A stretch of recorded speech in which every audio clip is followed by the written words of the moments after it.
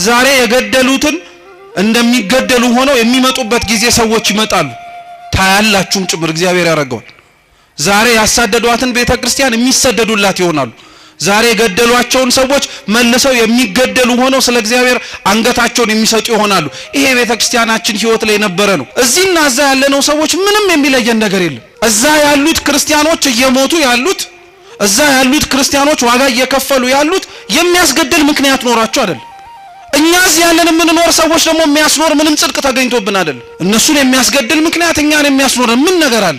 እንደውም ተገላቢጦሽ ቢሆን ነው እንጂ እዚህማ ክፋትን ሊያስነሳብን እኛ ራሳችን ላይ አጸፋው ሊመለስብን የሚችል ብዙ ኃጢአት አለብን፣ ብዙ ክፋት አለብን፣ ብዙ ነውር አለብን። እግዚአብሔር የሚያውቀው ከዛም አልፎ እኛው ራሳችን የምናውቀው ማለት ነው። ቦታ ካለየን በቀር ምን የሚለየን ነገር አለ? በየቦታው የሚሞቱት ወገኖቻችን የሚሞቱት በሩቅ ሰው አይደለም፣ በራሳቸው ሰው ነው። በራሳቸው ሰው ነው የሚገደሉት። ሐቁ እንደዛ ነው። የሚገደሉት ጥፋት ኖሮባቸው አይደለም። የሚገደሉት ክርስቲያን ሆነው ስለተገኙ ነው።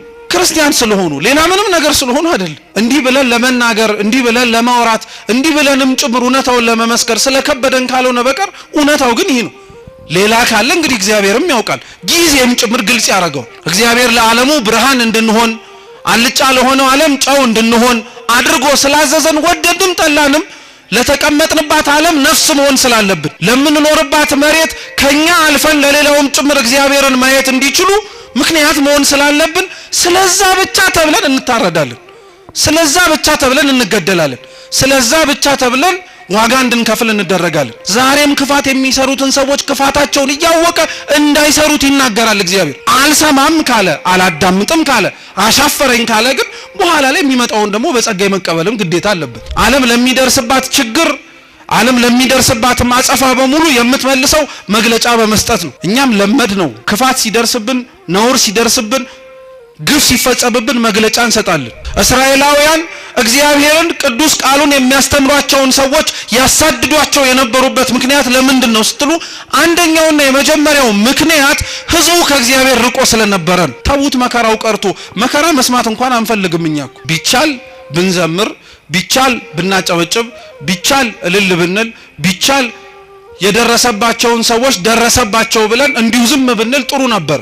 እንኳን መከራው ከሩቅ ሆኖ ተሰምቶ ቀርቶ ቅርብ ያለነው ሰዎች እንኳን መስማት አንፈልግም፣ ያንገሸግሸናል፣ ሰለቸን እንላለን። የሞቱት ሳይሰለቹ አንተ የምትሰማው ትሰለቻለህ? የታረዱት ሳይሰለቹ አንተ እንዲህ የምትመለከተው በስልክ ደከመኝ ትላለህ? በጣም ከባድ እኮ ነው። በነገራችን ላይ ሌላው ስለ ክርስቶስ መሞት አልደከመውም፣ አንተ ስለ ክርስቶስ የሚሞቱትን መስማት ሰልችቶሃል። ሌላው ስለ ክርስቶስ ዋጋ የሚከፍል አለ፣ አንተ ስለ ክርስቶስ ዋጋ የከፈሉትን ማዳመጥ ደክሞሃል። በጣም ነው የሚያሳዝነው እኮ እውነት። ለስሙ ደግሞ ሰማዕታትን እንዘክራለን እንላለን። የሰማዕታትን ዜና ቤተክርስቲያን የምትዘክረው ስዕላቸውን ስላ ብቻ አይደለም፣ ገድላቸውን እያነበበች እንዴት እንደኖሩም ጭምር በማሰማት ነው። ስለ ክርስቶስ የሞቱትን ዜና መስማት የከበደው ሰው እንዴት ቆሞ የጊዮርጊስን ገድል ይሰማ? እንዴት ቆሞ የመርቆሬዎስን ገድል ይሰማ?